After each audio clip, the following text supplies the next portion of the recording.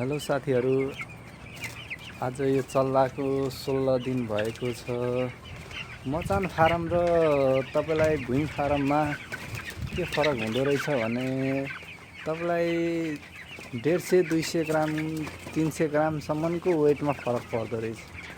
आज मैले जोखेको कुखुरा मचान फारम र भुइँ फारमको कुखुरा एक दिनकै चल्ला तपाईलाई 200 देखि 300 ग्रामको वेट फरक परेछ।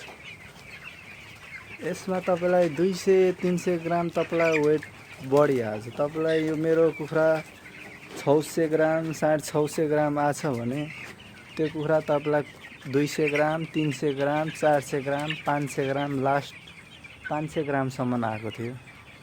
त्यो हिसाबले हेर्दाखेरि हाम्रो यो भुइँ फारम भन्दा मचान फारममा चाहिँ कुखुरा राम्रो निस्किने, फोहोर नहुने, दानाहरू फोहोर हुँदैन। हेर्नुहोस् दानामा दाना फोहोर छैन। तपाईलाई भुसाको फारममा भुइँ फारममा के हुन्छ भन्दाखेरि दाना फोहोर हुने, धुलो बढी आउने हुन्छ। तर यसमा छैन, पानी पनि सफा छ, त्यस्तो धुलोहरू केही छैन। फ्रेस पानी दाना खानु पाइन्छ। यसमा अझै तपाईलाई अटोमेटिक ड्रिङ्कर लाउनु खोजिरहेको छु। यो ट्रायलको लागि भर्खर मैले सुरुवात गरेकोले हेर्दैछु के कसो यसमा समस्या, कस्तो समस्या खेप्नुपर्छ, कस्तो समस्या आउँदो रहेछ भनेर ट्राईको लागि बनाएको यो फारम। यस्तै मेरो 4500 को लटको बनाइरहेको छु फलामको ठुलो लगानीमा। त्यो अलिक टाइम लाग्ने हिसाबले मैले यो चाहिँ तत्काल सञ्चालन गरेको। त्यही कारणले रिजल्ट चाहिँ यसमा राम्रो देखियो क्या तपाईलाई। सुली जति सबै भुइँमा खस्ने हैन, सुली ठ्याक्कै भुइँमा खस्दो रहेछ।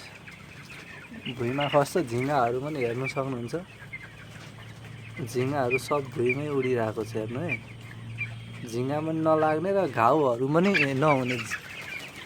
चाकमा घाउ हुन्छ कुखुराको ठुलो भएपछि, त्यो समस्या चाहिँ यसमा आउँदैन। किनभने यहाँ झिँगा नै छैन क्या। तपाईलाई झिँगा जति सब तल छ, तल फोहोर भएकोले झिँगा किरा जति छ सब तल छ। माथि पुरै फ्रेस हावा पानी खानु पाएको छ कुखुराहरूले। स्वस्थ कुखुरा छ।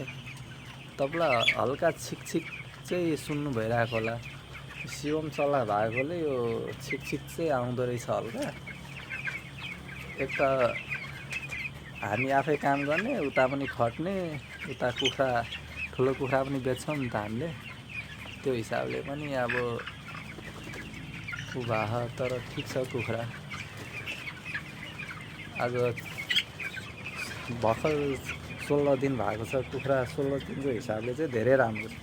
यही सँगसँगै हालेको 200 ग्राम 300 ग्राम 400 ग्राम छ।